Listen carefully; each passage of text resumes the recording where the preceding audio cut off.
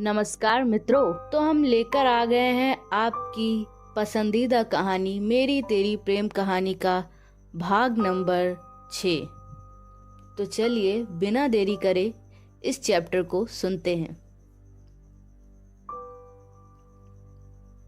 इंदौर के एक आलीशान अपार्टमेंट के पार्किंग एरिया में एक काले रंग की BMW कार आकर रुकती है।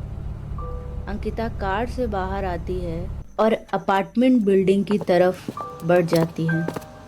कुछ देर बाद वह अपने अपार्टमेंट के सामने होती है।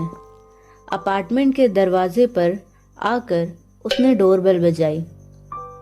कुछ देर में एक खूबसूरत सी महिला ने दरवाज़ा खोला। महिला की उम्र का अंदाज़ा लगाना थोड़ा मुश्किल था।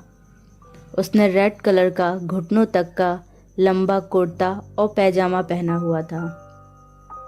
अंकिता के चेहरे की बनावट उस महिला से कुछ मिल रही थी। अंकिता की नज़र जब उस महिला पर पड़ी तो उसने बिना किसी भाव के अंदर प्रवेश किया और हॉल में आकर अपना पर्स हॉल में रखे टेबल पर रख के सोफे पर आराम से बैठते हुए धीमे पर एक आकर्षक आवाज़ में कहा, डॉली आंटी, पीने के लिए पानी ले आइए।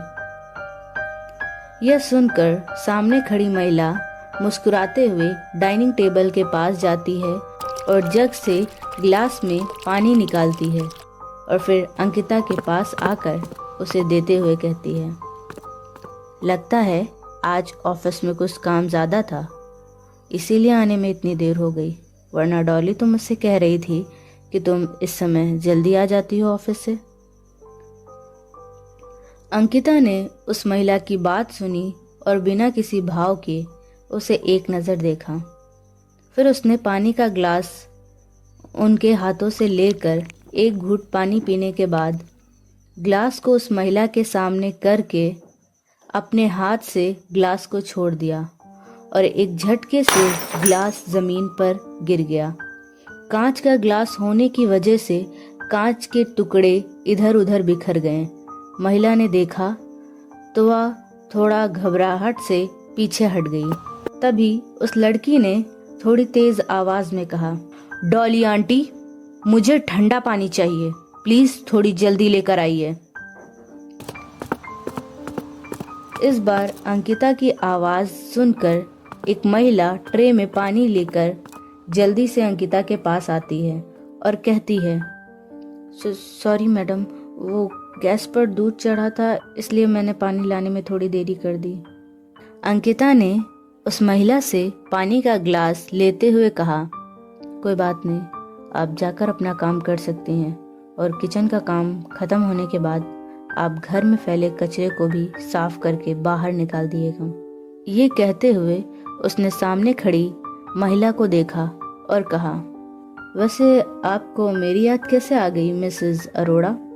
अंकिता के लहजे में एक तंज था पर चेहरे के भाव अभी भी सामान्य थे। अंकिता, तुम्हारी याद नहीं आएगी तो किसकी आएगी?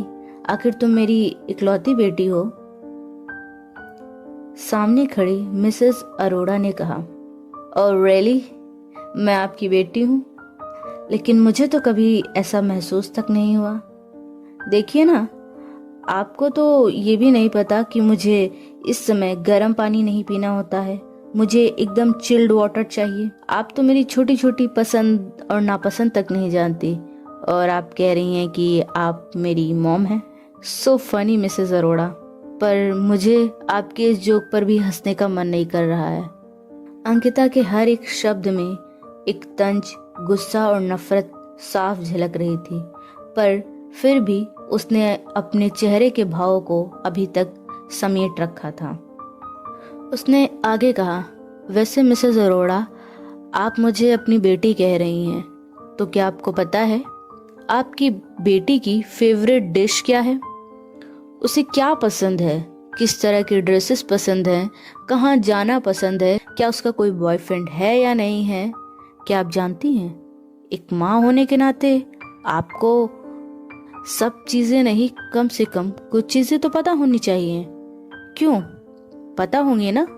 अंकिता की बातों में सवाल से ज्यादा नफरत झलक रही थी। मिसेस अरोड़ा ने अंकिता की बातें सुनी तो कुछ याद करने की कोशिश करने लगी।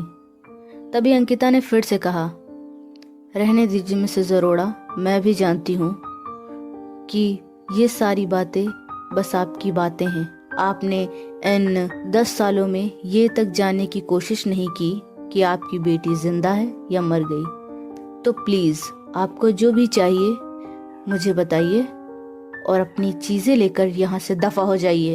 ये कहकर अंकिता अपनी चेयर से उठी और एक नजर गुस्से से मिसेस अरोड़ा को देखकर अपने कमरे में चली गई। मिसेस अरोड़ा उससे कुछ कहना चाहती थी पर वह कुछ कह ही नहीं पाई।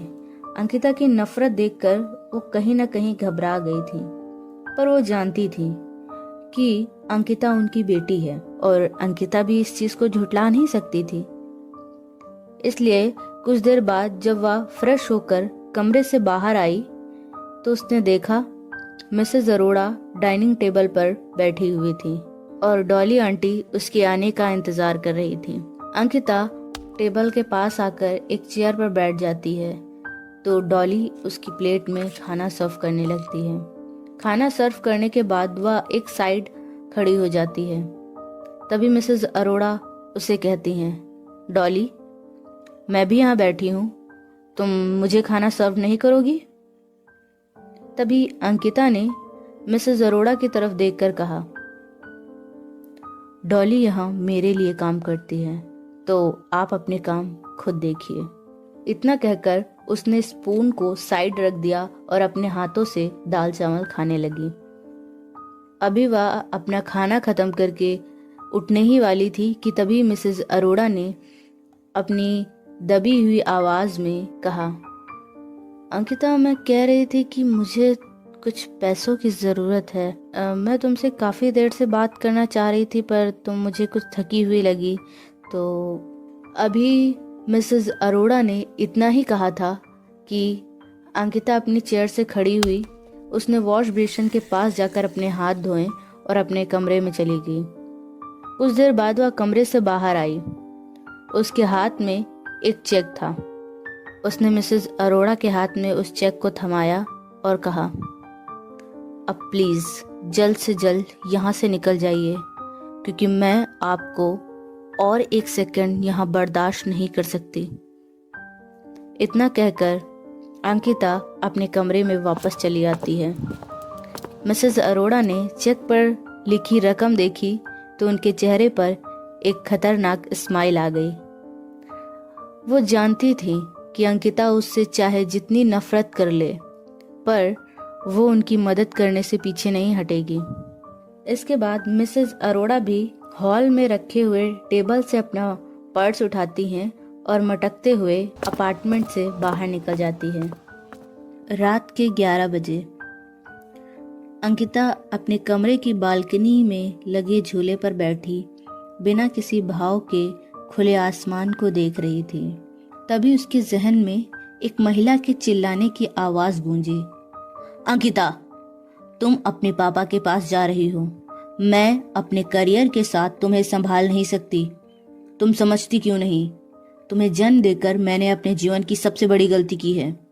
काश उस समय मैंने अबॉर्शन करा लिया होता, कम से कम तुम जैसी मुसीबत से छुटकारा मिलता।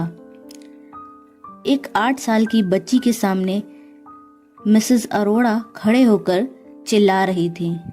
वह बच्ची मिसेस अरोड़ा के पैर से लिपट कर रो रही थी पर मिसेस अरोड़ा उसे बार बार खुद से दूर कर रही थी।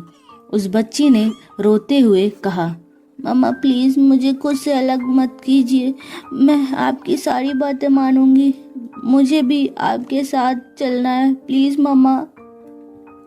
मिसेस अरोड़ा ने उस बच्ची की यह बात सुनी तो थोड़ा गुस्से से और एक झटके के साथ उसे अपने पैर से अलग किया और कहा, बाप बेटी दोनों एक जैसे हैं, जिद्दी, बिल्कुल जिद्दी। तुम एकदम अपने बाप पर गई हो, लेकिन मैं तुम्हें अपने साथ नहीं लेकर चल सकती। देखो, मैं अपने करियर के साथ तुम्हें नहीं संभाल सकती, इसलिए तुम अपने पापा के पास जा रही हो, समझी? ये कहकर उस महिला ने तेज आवाज में कहा, माया, माया, कहाँ हो तुम माया? इस लड़की को लेकर जाओ और इसके बाप के पास छोड़कर आओ। मिसेज अरोड़ा ने एक महिला को उस बच्ची का हाथ थमाते हुए कहा। वह बच्ची अभी भी रो रही थी। यह सब याद करके अंकिता ने अपनी आंखें बंद कर ली और फिर झूले से अपना सर लगा लिया। तो दोस्तों, आज का हमारा यह चैप्टर यहीं पर समाप्त होता है। पर चैप्टर की समाप्ति तक कुछ जहन में आपके सवाल आ रहे होंगे। कौन थी ये बच्ची? क्या रिश्ता है अंकिता का इस बच्ची से? और अंकिता अपनी माँ से इतनी नफरत क्यों करती है? आखिर अंकिता और बिट्टू के बीच क्या कनेक्शन है? जानने के लिए हमारी इस कहानी को सुनते रहिए। मिलते हैं इसके अगले चैप्टर में।